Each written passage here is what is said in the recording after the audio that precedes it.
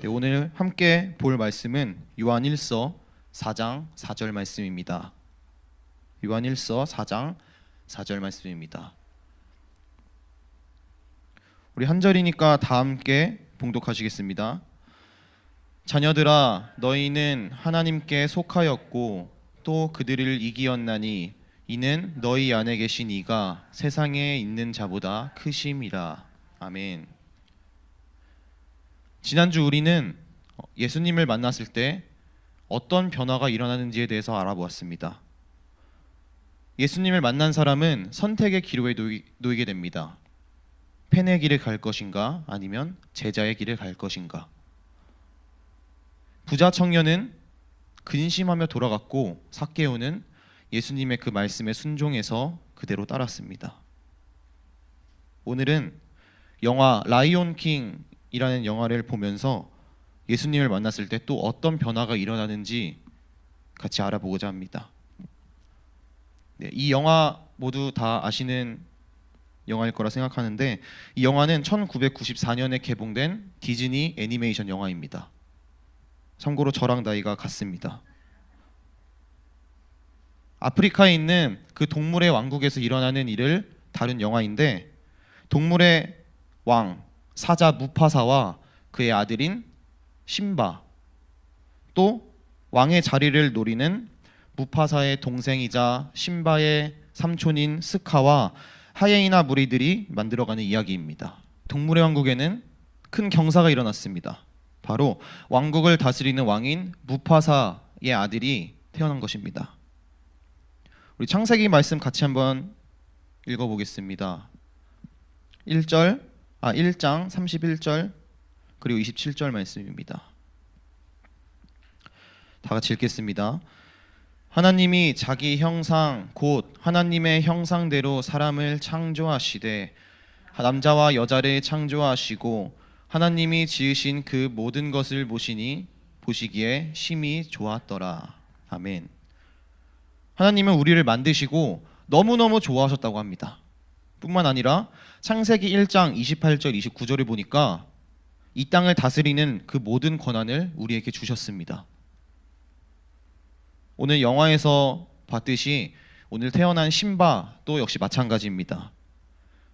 드넓은 왕국을 다스리는 왕의 아들로 태어나서 심바가 더 크면 그 권한을 이어받아서 함께 왕이 될 것입니다.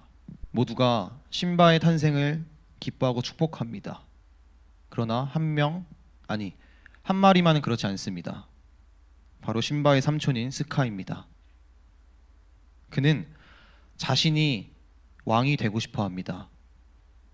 그래서 그 왕위를 빼앗을 기회만 노리고 있었습니다.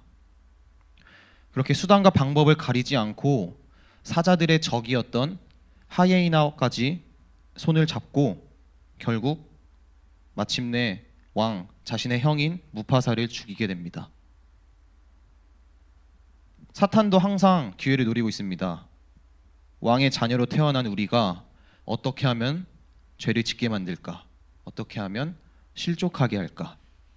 어떻게 하면 하나님과 멀어지게 할까? 이렇게 사탄은 악의 세력을 만들어서 호시탐탐 우리를 공격할 기회를 노리고 있습니다. 그렇게 심바는 삼촌 스카가 자신의 아버지를 죽였다는 사실도 모른 채 나의 실수 때문에 아버지가 돌아가셨다는 그런 자책감 그리고 죄책감 때문에 아주 멀리 도망갑니다. 왕이 다스렸던 그 나라에서 자신이 다스렸을 그 나라에서 자신의 모든 것을 빼앗긴 그런 채로 말입니다.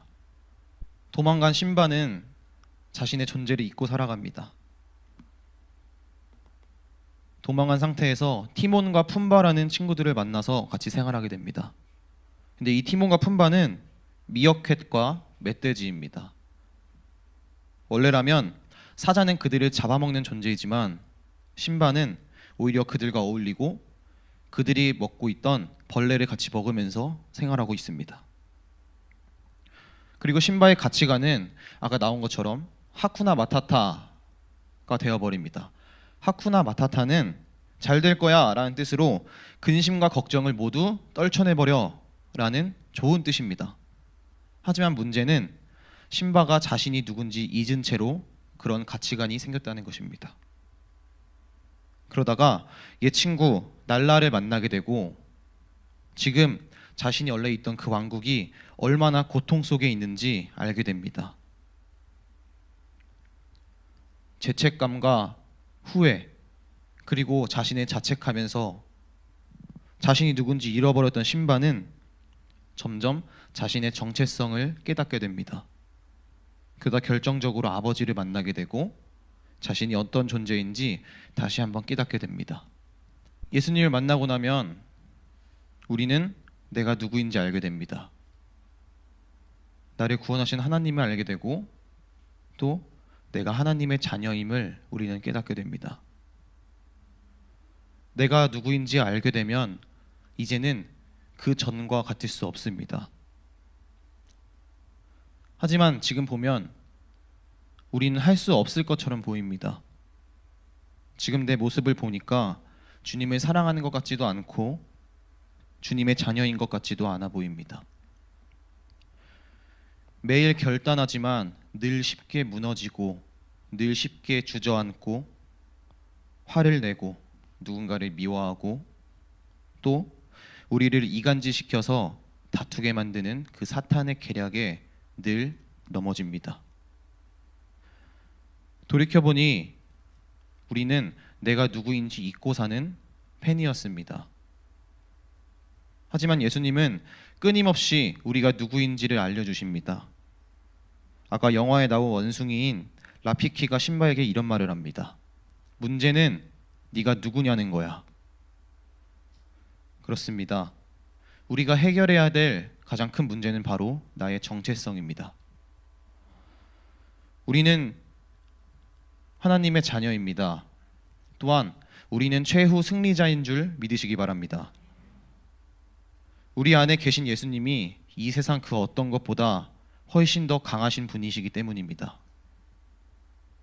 우리는 하나님의 자녀이고 또한 하나님이 가장 사랑하시는 그런 사람입니다. 그 사랑을 끊임없이 기억하시는 여러분이 되시기를 예수님의 이름으로 소망합니다.